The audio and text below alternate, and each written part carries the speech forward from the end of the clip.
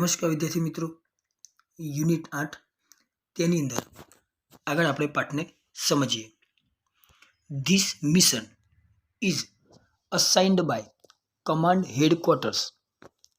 Mission એટલે કે લક્ષ્ય અને અસાઇન્ડ એટલે આપવું.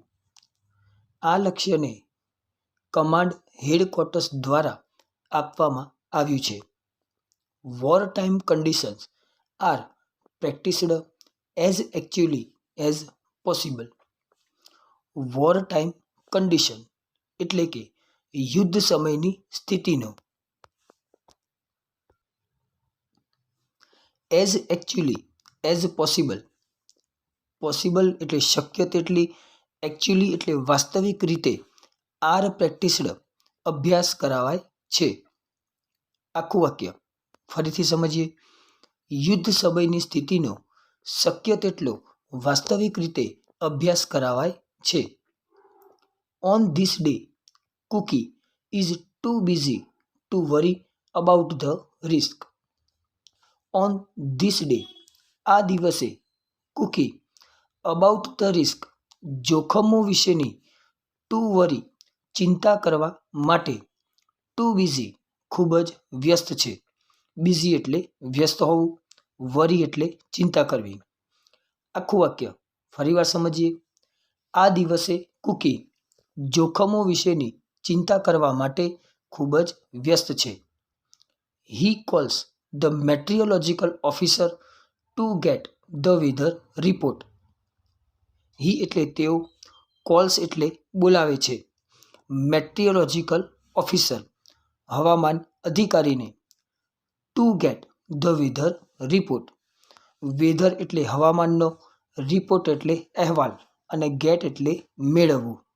તેઓ હવામાનનો અહેવાલ મેળવવા માટે હવામાન અધિકારીને બોલાવે છે. હવે જે દિવસે તેમને ટાર્ગેટ ઉપર જવાનું હતું તે દિવસનો તેમનો હવામાનનો અહેવાલ અહીં આપણને સમજાવેલો છે. તેને આપણે સમજીએ. Thick clouds at 550 metres. 550 મીટરે થીક ક્લાઉડ્સ એટલે કે ગાઢ વાદળો. 550 મીટરે ગાઢ વાદળો. Visibility 5 kilometres. 5 કિલોમીટરની દ્રષ્ટિ ક્ષમતા. વિઝિબિલિટી એટલે કે દ્રષ્ટિ ક્ષમતા. A haze at 400 metres. 400 મીટરે ધુમ્મસ. West wind at 15 kph. Wind એટલે પવનો, પરંતુ કઈ દિશા તરફના? વેસ્ટ એટલે કે પશ્ચિમી પવનો. 15 કિલોમીટર પ્રતિ કલાકે પશ્ચિમી પવન. And slight air disturbance. અને સ્લાઇટ એટલે થોડુંક અથવા સહેજ, એર ડિસ્ટર્બન્સ એટલે કે તોફાની હવા, અને થોડીક તોફાની હવા. આખો હવામાનનો અહેવાલ ફરી એક વખત સમજીએ. 550 મીટરે ગાઢ વાદળો. 5 કિલોમીટરની દ્રષ્ટિ ક્ષમતા. 400 મીટરે ધુમ્મસ. 15 કિલોમીટર પ્રતિ કલાકના પશ્ચિમી પવન અને થોડીક તોફાની હવા.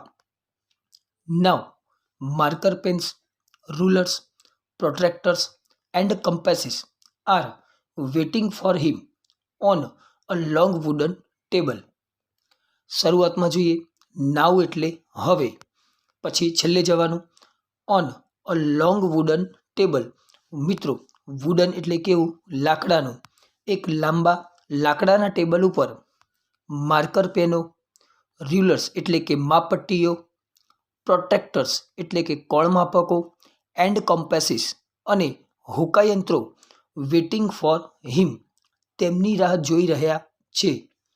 આખું વાક્ય ફરીથી કરીશું. હવે એક લાંબા લાકડાના ટેબલ ઉપર માર્કર પેનો, માપપટ્ટીઓ, કોણમાપકો અને હોકાયંત્રો તેમની રાહ જોઈ રહ્યા છે. કોની રાહ જોઈ રહ્યા છે? કુકીની, KS સુરેશની. Cookie takes out a map from the shelf and chalks out the path and speed of the plane. Cookie takes out a map from the shelf. Cookie shelf એટલે કે માળિયામાંથી, ટેક્સ આઉટ અ મેપ એક નકશો બહાર લે છે. Cookie માળિયામાંથી એક નકશો બહાર કાઢે છે અને chalks out the path and speed of the plane. Plane એટલે કે વિમાનના, પાથ એન્ડ સ્પીડ, સ્પીડ એટલે ગતિ અને પાથ એટલે રસ્તો. વિમાનના ગતિ અને રસ્તો ચોક્સ આઉટ એટલે દોરે છે અથવા તો નક્કી કરે છે. બંને વાક્યોને એન્ડ વડે જોડેલા છે, તો બંને વાક્યોને આપણે જોડીશું. કૂકી માળિયામાંથી એક નકશો બહાર લે છે અને વિમાનના ગતિ અને માર્ગ નક્કી કરે છે. In 1 hour the mission is planned. In 1 hour એક જ કલાકમાં મિશન ઇઝ પ્લાનેડ. મિશન એટલે લક્ષ્યનું, ઇઝ પ્લાનેડ આયોજન કરવામાં આવે છે. એક કલાકમાં લક્ષ્યનું આયોજન કરવામાં આવે છે. Then he goes to another room and discuss the target with an army officer. આમાં જોઈએ ધેન એટલે ત્યાર પછી, he goes to the another room, another એટલે બીજા. તેઓ એક બીજા રૂમમાં જાય છે અને વિથ એન આર્મી ઓફિસર એક આર્મી અધિકારી સાથે ડિસ્કસ ધ ટાર્ગેટ લક્ષ્યની ચર્ચા કરે છે. ડિસ્કસ એટલે ચર્ચા કરવી. બંને વાક્યોને જોડી દઈશું. ત્યાર પછી તેઓ બીજા રૂમમાં જાય છે અને આર્મી અધિકારી સાથે લક્ષ્યની ચર્ચા કરે છે. Squadron leader bundle Tyagi is present there. Squadron leader bundle Tyagi, there એટલે ત્યાં, પ્રેઝન્ટ એટલે હાજર છે. He is cookies વિંગમેન on this trip. On this trip આ યાત્રામાં, હી એટલે તેઓ, કૂકીના વિંગમેન છે. મિત્રો, વિંગમેન જેને આપણે સહ પાયલોટ કહીએ, તેમની સાથે જનાર બીજા પાયલોટ, તે પણ એ કોણ છે? બંડલ ત્યાગી છે. ત્યાગી એમનું નામ છે, જ્યારે બંડલ એ એમનું નિકનેમ છે. ત્યાં બધા તેમને બંડલ ત્યાગી કહીને બોલાવે છે. During this exercise rank means nothing. This exercise આ અભ્યાસ દરમિયાન, ડ્યુરિંગ એટલે દરમિયાન, રેન્ક મીન્સ નથિંગ. રેન્ક એટલે પદ અથવા તો હોદ્દો. હોદ્દાનું કોઈ મહત્વ નથી. આમ પણ કહી શકાય, આ અભ્યાસ દરમિયાન પદનું કોઈ મહત્વ નથી. ત્યારબાદ only 20 minutes R left before engine starting time. Engine starting time, starting time એટલે શરૂ થવાનો સમય. એન્જિન શરૂ થવાના સમય પહેલાંની ઓનલી 20 minutes, ફક્ત 20 મિનિટ, લેફ્ટ એટલે બાકી રહી છે. એન્જિન શરૂ થવાના સમયમાં માત્ર 20 મિનિટ બાકી છે.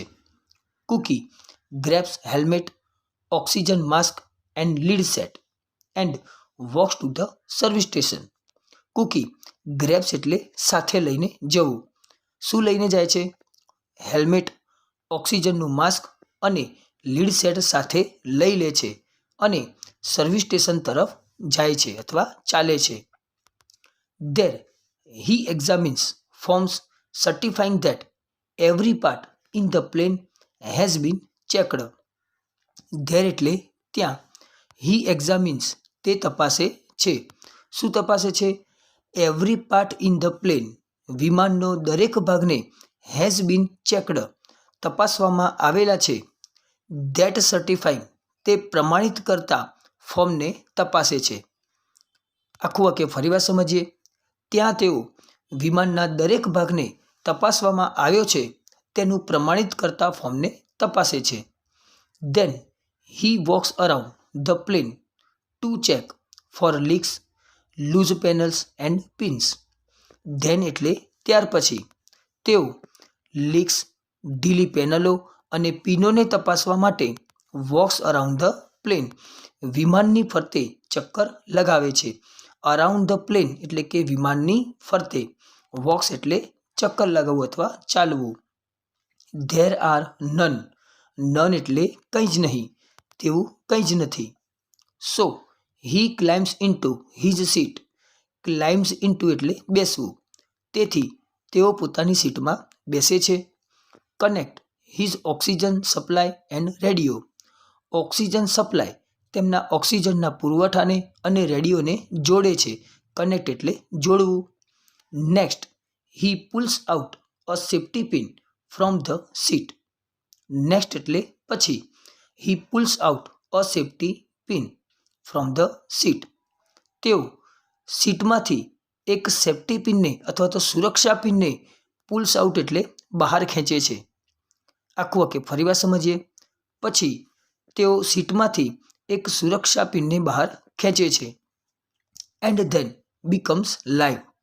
અને ત્યાર પછી લાઈવ બને છે. લાઈવ એટલે તૈયાર રહેવું. If he pulls the cord, the seat with a parachute will rocket 200 meters out of the aircraft in less than a second. હવે સમજીએ. ઇફ વાળું વાક્ય છે એટલે કે શરતી વિધાન આપેલું છે. પહેલા શરત આપેલી છે if he pulls the cord. Cord એટલે દોરી અને પુલ એટલે ખેંચવું. જો તે દોરીને ખેંચશે તો the seat with a parachute. Parachute સાથેની seat. In less than a second. એક સેકન્ડ કરતાં ઓછા સમયમાં 200 meters out of the aircraft. વિમાનથી 200 મીટર બહાર. વિલ રોકેટ એટલે કે દૂર ફેંકાઈ જશે. અહીં મિત્રો રોકેટ એક ક્રિયાપદ છે, વર્બ આપેલું છે. તેનો અર્થ એવો થાય કે દૂર ફેંકાઈ જવું. આખું વાક્ય ફરીવાર સમજીએ. જો તે દોરીને ખેંચે છે તો પેરાશૂટ સાથેની સીટ એક સેકન્ડ કરતાં ઓછા સમયમાં વિમાનથી 200 મીટર બહાર દૂર ફેંકાઈ જશે. Finally the last compulsory check before take off. Finally એટલે છેવટે. Before take off, take off પહેલાંનું. લાસ્ટ કમ્પલ્સરી ચેક, અંતિમ. કમ્પલ્સરી એટલે ફરજિયાત. ચેક એટલે તપાસણી. છેવટે ટેક ઓફ પહેલાંની અંતિમ ફરજિયાત ચકાસણી. ઇટ ઇઝ કોલ્ડ ટેફલોપ. તેને ટેફલોપ કહે છે. હવે આ મિત્રો ટેફલોપ જે છે એ એક નાનો શબ્દ બનાવવામાં આવેલો છે. તેનું ફૂલ ફોર્મ અહીં આપણને આપેલું છે. ટ્રીમ, પછી એર પ્રેશર એટલે કે હવાનું દબાણ, એર બ્રેક્સ, ત્યારબાદ એર લોન્સ, ત્યારબાદ ફ્લેપ્સ, ત્યાર પછી ફ્યુઅલ ઇન્સ્ટ્રુમેન્ટ્સ એટલે કે બળતણના સાધનો, ત્યારબાદ ઓક્સિજન, હાઇડ્રોલિક્સ એન્ડ ન્યુમેટિક્સ. છેલ્લો શબ્દ ફરીવાર સમજીશું, ન્યુમેટિક્સ. આને આપણે ઉચ્ચારમાં ન્યુમેટિક્સ કહીશું. છેલ્લું વાક્ય ફરીવાર. તેને ટેફલોપ કહે છે, જેમાં ટ્રીમ, હવાનું દબાણ, એર બ્રેક્સ, એરલોન્સ, ફ્લેપ્સ, બળતણના સાધનો, ઓક્સિજન, હાઇડ્રોલિક્સ અને ન્યુમેટિક્સ હોય છે. તો મિત્રો આ વિડીયો અહીં આપણે પૂર્ણ કરીએ છીએ. તો આ બે પેરેગ્રાફ તમારે ધ્યાનથી સમજવા.